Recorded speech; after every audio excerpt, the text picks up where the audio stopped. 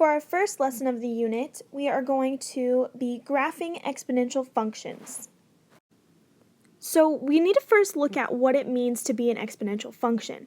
So an exponential function is a function in which we are being raised to the x power. So the x power right here. So we have a number b. This b is just some number. Doesn't matter what it is. But our exponent must be x. So we could have, for example, the equation f of x equals 5 to the x.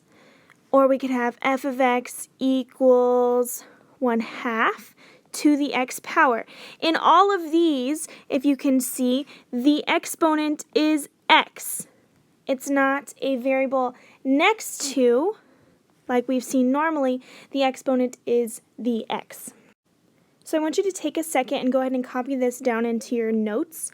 This is a key concept and it's going to be very important to check your work throughout this whole chapter, but also just to lay some groundwork.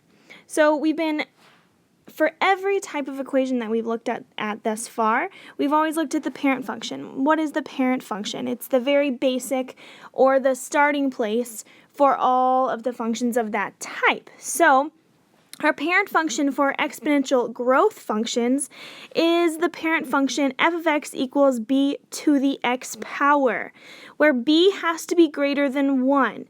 So b can be anything bigger than 1. It just cannot be less than 1. The type of graph is it's continuous, 1-to-1 and increasing, and we'll talk about what those all mean. The domain is all real numbers, so if you take a look at the x-axis, so domain goes with x values, and there is no point in which this graph stops. When we look all the way to the right, our graph is still going up to the right. Correct?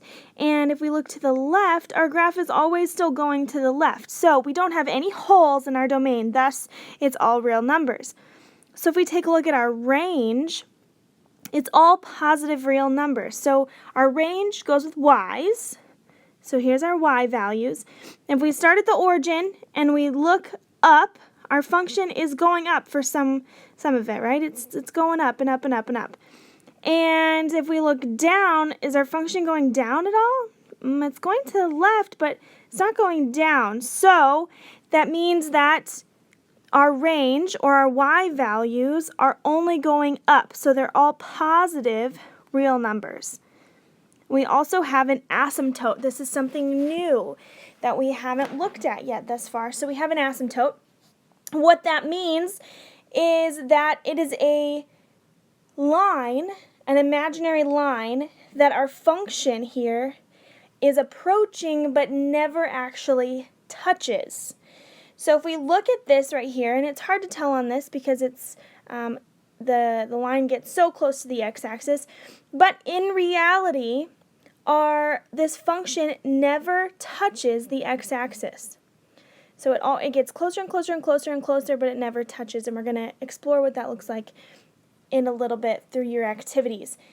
Then we have our intercept. So our y-intercept is at the point 0, 1. So our x value is 0, our y value is 1. There is no x-intercept, right? Because our asymptote is the x-axis.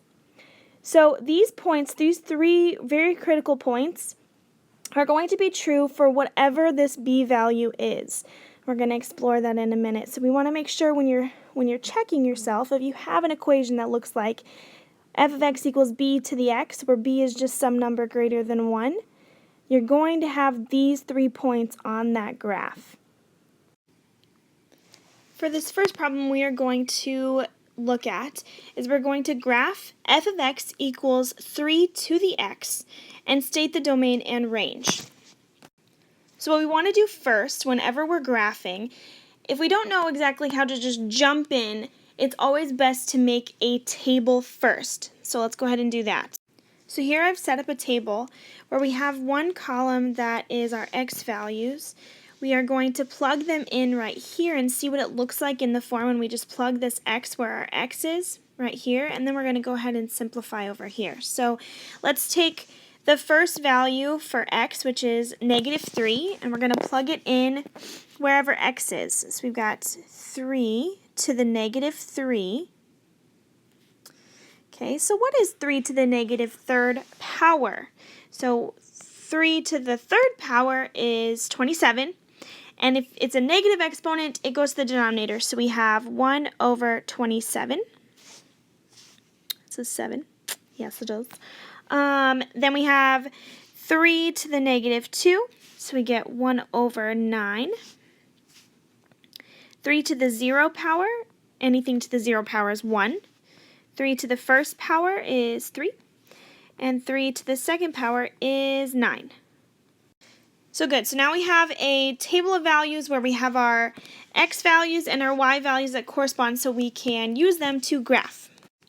Okay, so when we're graphing, we want to start with our x values. Our x values are our horizontal values, and we've got the first point is x is negative 3 and y is 1/27th, which is very small. If you get a 27th of a piece of pie, that is not a lot of pie. So let's go over to, so we're going to start at the origin. You go left 3, and then up like 1/27th, which is tiny. It's very, very tiny amounts. And we're going to make a little dot right there. So 1, 2, 3, and 1. That's probably even not where it should be, but we're guesstimating. Okay. Now the next point is negative 2 and 1 over 9. So we've got negative 2 and 1 over 9 is still small, but still there. Okay, and then we've got 0 and 1. So that's 0 and 1 goes right here. Awesome. And then we have 1, 3. So our x value is 1. Our y is 3. 1, 2, 3. Our x is 2, 1, 2, and our y is 9. 1, 2, 3, 4, 5, 6, 7. It's not on the paper, 8, 9. It's somewhere up here. Okay, so we have the general outlook line of what it looks like.